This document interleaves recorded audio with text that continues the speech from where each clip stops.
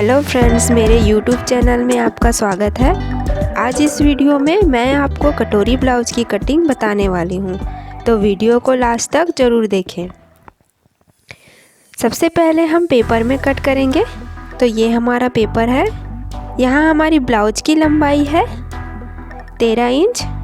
1 inch हम margin के लिए लेते हैं सिलाई के लिए, तो यहाँ हम 14 इंच ले लेते हैं। हमारा शोल्डर है 5 इंच। यहाँ इस तरह से आप लाइन खींच लें।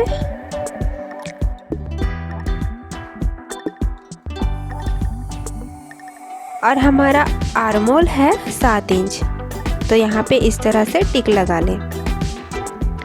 अब हमारा चेस्ट है 36 इंच, तो इसका हमें चौथा भाग लेना होता है। यहाँ हम 9 इंच ले रहे हैं और 1.5 इंच हम यहाँ सिलाई के लिए। अब इस तरह से लाइन खींच लें। यहाँ पर हमारा कमर है 29 इंच, इसका भी हमें चौथा भाग लेना है। 7.25 इंच पर टिक लगा लेंगे और 2 इंच हम यहाँ सिलाई के लिए लेते हैं।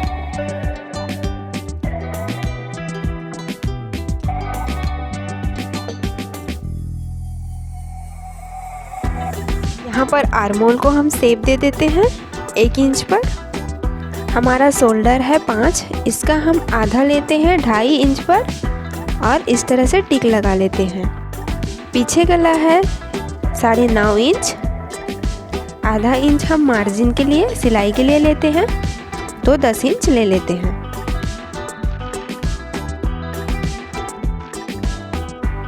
और इस तरह से लाइन खींच ले।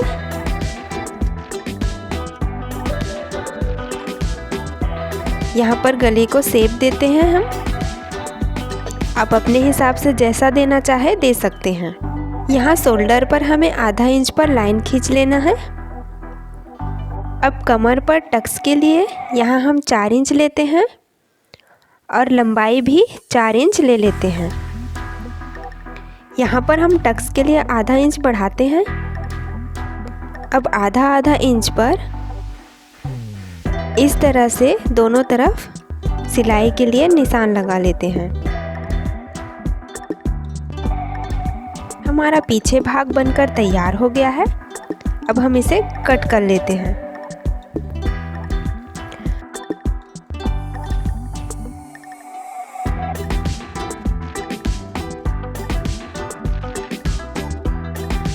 अब हम सामने भाग की कटिंग करते हैं।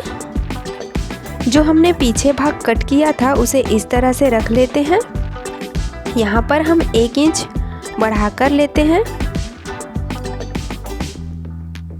आप भी नीचे की तरफ 1 इंच बढ़ा लें और चारों तरफ निशान लगा लें। यहाँ पर हमारा सामने गला है 6.5 इंच। आधा इंच हम सिलाई के लिए लेते हैं, 7 इंच पर टिक लगा लेते हैं। तरह से लाइन खींच लें और इसे एक शेप दे देते हैं।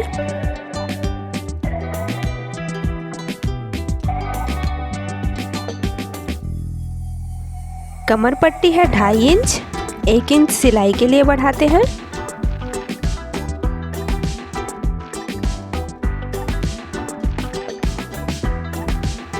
और इसे इस तरह से लाइन खींच लेते हैं। यहाँ पर आधा इंच आर्मोल की गहराई दे देते हैं।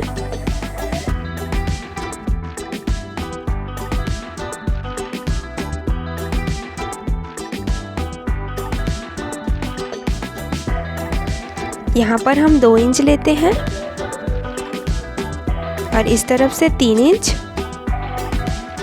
टिक लगा लेते हैं और गले की तरफ से 5.5 इंच लेते हैं और यहाँ भी टिक लगा ले। हम इसे शेप दे देते हैं। तो ये हमारा सामने भाग बनकर तैयार हो गया है। अब हम इसे कट कर लेते हैं।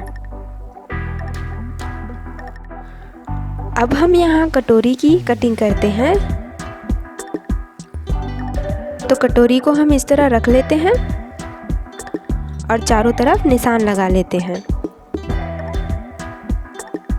हमें यहाँ पर 1 इंच बढ़ाना है तो टिक लगा लें और यहाँ पर हम 1.25 इंच ले लेते हैं।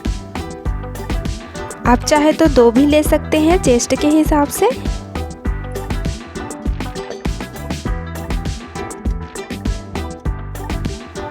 इस तरह से लाइन खींच लें ऊपर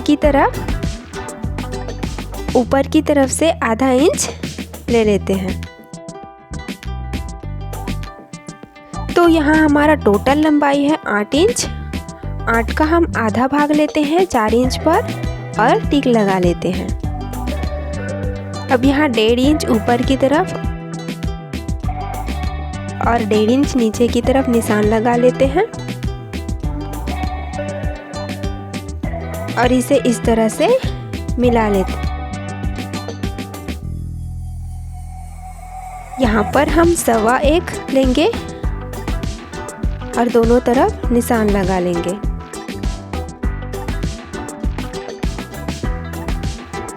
यहाँ से 2.5 इंच ले लें और इसे मिला लें। हमारा कटोरी बनकर तैयार हो गया है। अब हम इसे कट कर लेते हैं। अब हम आस्तीन की भी कटिंग कर लेते हैं। आस्तीन है हमारा 4 इंच, तो 1 इंच हम सिलाई के लिए लेते हैं। तो यहाँ पर हम 5 इंच लेंगे। आर्महोल है हमारा 7 इंच, 1.5 इंच हम सिलाई के लिए लेते हैं। यहाँ पर हम इसे 2.5 इंच पर गहराई दे देते हैं। यहाँ पर हम 3.5 इंच पर टिक लगाते हैं और इस तरह से लाइन खींच लेते हैं और इसे इस तरह से शेप दे देते हैं।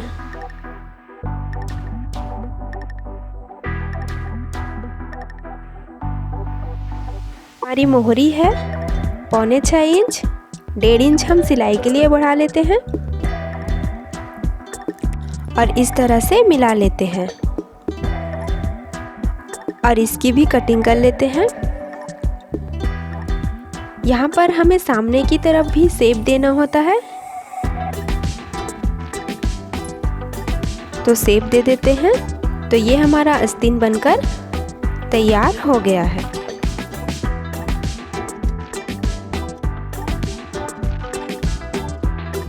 तो चलिए हम कपड़े पे कटिंग करते हैं। तो आप इस तरह से रख लीजिए कपड़े को। जो हमने पेपर पे कट किया है उसे इस तरह से रख लेते हैं। अब चारों तरफ निशान लगा लें इस तरह से रख के और इसकी कटिंग कर लें। तो मैंने यहाँ आपको कटोरी ब्लाउज की कटिंग के बारे में बताया। आपको मेरा वीडियो कैसा लगा आप मुझे कमेंट कर ज़रूर बताएं और मेरे वीडियो को लाइक शेयर ज़रूर करें एंड मेरे चैनल को सब्सक्राइब करें। Thank you.